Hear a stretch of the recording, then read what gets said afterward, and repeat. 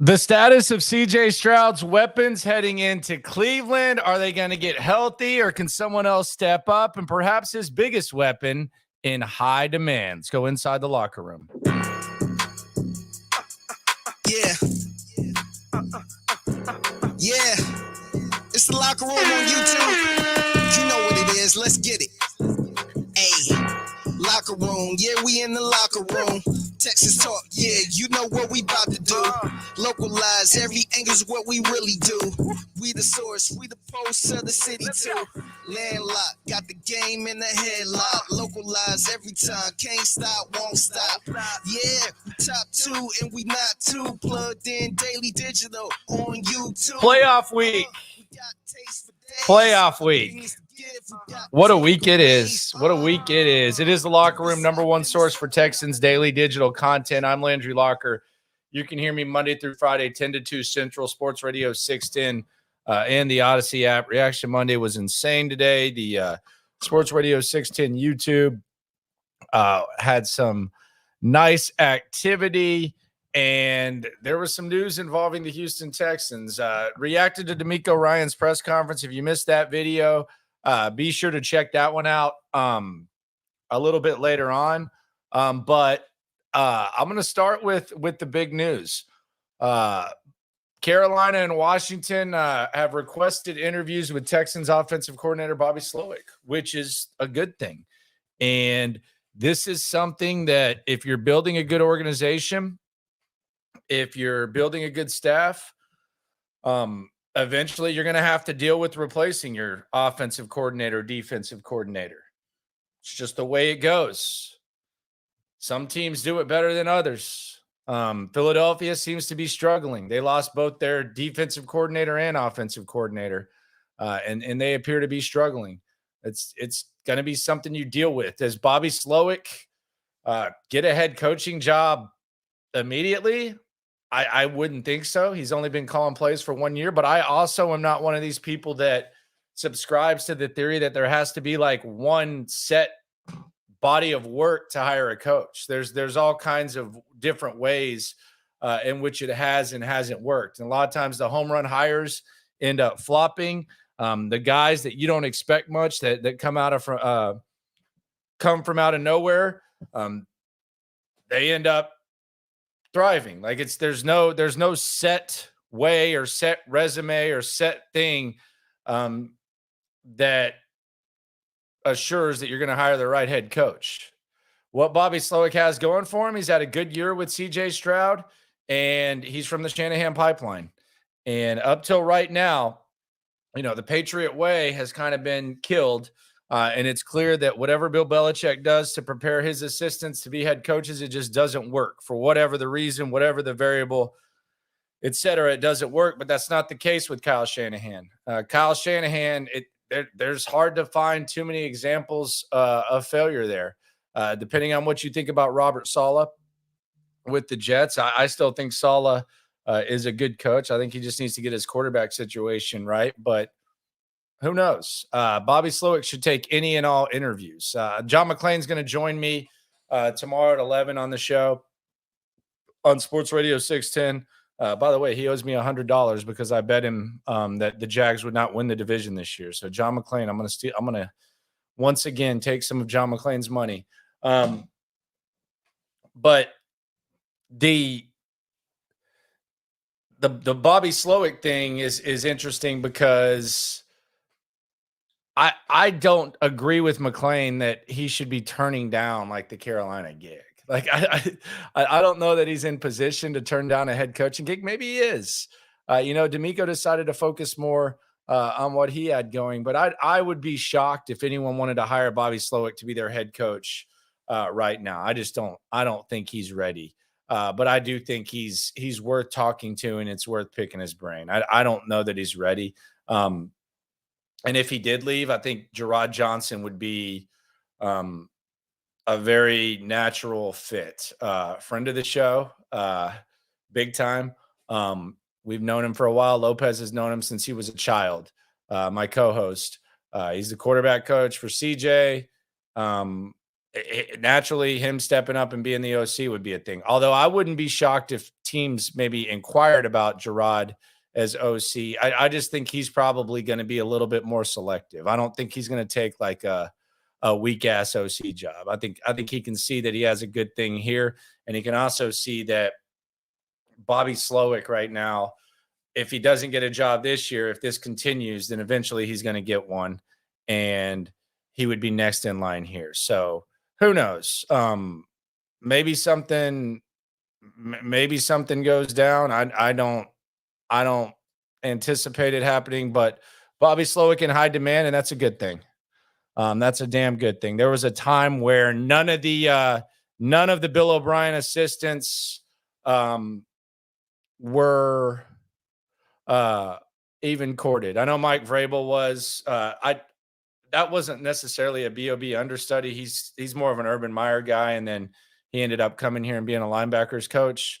But yeah, it's good though. It's a good thing for Bobby Slowik, and he should take any and all interviews and go through the process. And I think Nico would support that. It wouldn't take place this week or anything, so you wouldn't have to worry about anything there. Slowik does meet with the media tomorrow, though, so he will be asked about this.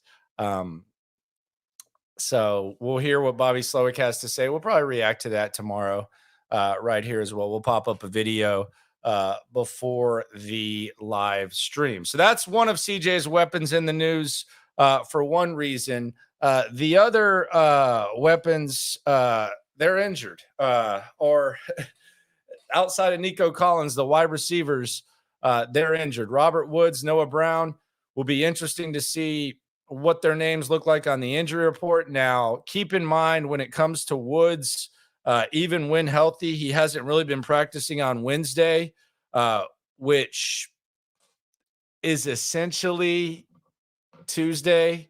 Although this is kind of a little bit of a weirder week, but because they play Saturday, Woods has not been practicing on Wednesdays. However, they're going to handle this this practice thing. Noah Brown, I don't know a damn thing about Noah Brown. I just know that the back does not sound like a good thing. But I would be very surprised if Robert Woods didn't try to go this week. Maybe it'll take a lot of therapy, icing up, and all that on his part, but the Noah Brown was always a no doubt. The Robert Woods was let's go on the field and test it and see how it feels. And he just decided the other day that he couldn't go. So the importance of Noah Brown and Robert Woods, look, you can say what you want. You can nitpick it. And quite frankly, I don't, if you think Noah Brown is average or you think Robert Woods is, I think the word that I see a lot is washed, that's fine. A washed and average Noah Brown at this point is better than a full strength John Mechie and Xavier Hutchinson. And I like Hutchinson. I think he's really close to making plays. But these guys are more valuable than those guys. The other thing is, as much as I enjoyed Nico Collins' performance the other day, it's not the same. It's not going to be the same as what he's going against with the Browns. You're going against one of the best corners in the league. You're going against some very underrated corners as well. So it's one thing, and this isn't something that we really paid a lot of attention to. The Indianapolis secondary was basically a practice squad quality secondary. It's very average in the state of it. It's similar to the state of the Texans receiving core. So you're going to need, when you face Cleveland, you're going to need more weapons. You're going to need other guys to step up. Now, if Noah Brown and Robert Woods cannot go, the importance of those guys, can any other wide receiver step up? I mean, I can barely say that with a straight face, but let's just look at the other guys that were active the other day. Again, I think Xavier Hutchinson, I'm bigger on Xavier Hutchinson than a lot of people. There were some times where, I mean, there was a couple times where he's really close to making a play. They're not really looking his way. It was all Nico the other day and Schultz. I think Xavier Hutchinson can play his way into being a good complementary receiver and a guy that you use on special teams and have on your roster. I just think it might take a little bit more time. I could see him though making a play in one of these playoff games because they do use him, especially when Brown or Woods are out, and he does seem to know what he's doing, and they do seem to like him. So I could see Hutchinson. The Mechie thing, I don't get at this point. I don't even know. I don't know what the value is in Mechie. I don't know what Mechie does well. I know he's been through a lot. I know that there was hope that Mechie could step up. If John Mechie hasn't stepped up at this point, my question is, when's that going to happen? Because we've had games where Nico has missed. We've had games where Tank Dell has missed. We've had games where Noah Brown has missed. We've had games where Robert Woods has missed. We've had games where all of them have missed. And we haven't seen it. We haven't had much. We haven't gotten much from John Mechie around here. There hasn't been much. So my question is, could any of the other wide receivers step up? My answer would be doubtful. So it all goes back to the injury report tomorrow. They need Robert Woods or Noah Brown to play. That's what they need. They need one of those guys to play, and the injury report will come out tomorrow during the show on Sports Radio 610 and the Odyssey app. So right along there, you can also watch on YouTube, and we'll get an update on that. Nico Collins versus the Browns. This is going to be an interesting matchup because I don't know how the Browns defense is in a weird place right now. And D'Amico Ryans is actually kind of lucky because D'Amico Ryans has the perfect visual of what an ass whooping looks like from his opponent on Saturday. Perfect visual. Amari Cooper lights up the world. David Njoku does his thing. Joe Flacco looks comfortable. Jalen Petrie gets benched. Like, he has a perfect, like, they talk about coachable moments. He has the perfect coachable moment. D'Amico Ryans does. He has it. It's on a platter right there. It's on a platter for him. On the Browns side of things, can you really judge anything? They were bringing everything they could. Like, it's not like the Browns were coasting. I still saw all these awesome players out there for the Browns. They're probably going to be a little bit more healthy though. But what can you really say about the Texans offense that the Browns saw? Like, what is Jim Schwartz, who's the well-respected defensive coordinator, what is Jim Schwartz taking from that game?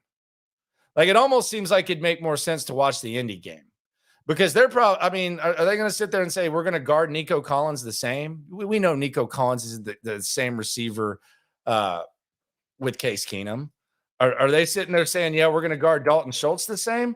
Like, what can the Browns possibly take from that game? And this is actually, like, when it comes to preparing, this is actually one of the biggest advantages that the Texans possess, is that from a defensive standpoint, and it's two very well respected defensive minds in D'Amico Ryans and Jim Schwartz. But D'Amico Ryans possesses an extreme advantage in this. Extreme. Because that's what that Browns offense is going to look like. That's what that Browns offense looks like at its best. Browns don't possess that. So we'll see how that whole thing goes. But it's going to be interesting to see how the Browns guard Nico Collins. Do they watch that Colts tape and say, man, we gotta focus on this guy. We got to take him away. Dalton Schultz actually had a pretty good game against them. Do they put a lot of stock in that? Is there a commitment to stopping Dalton Schultz? How they handle that will be interesting. But that's why the coaches get paid the big bucks. I don't know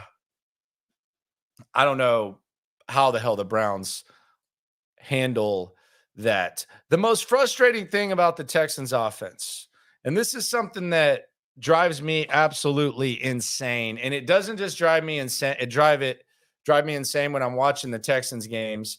Um, it drives me insane when I'm watching literally any other effing team in the NFL.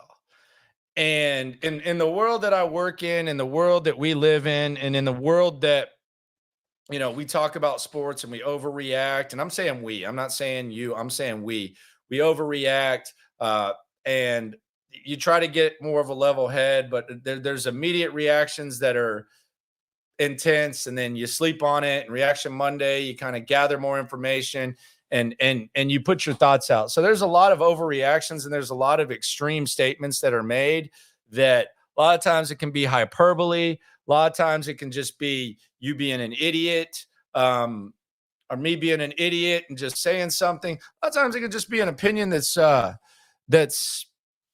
not highly regarded or not agreed with. But I feel 100% this way, and I felt 100% this way. I would say going back to maybe 2017, maybe even 2017.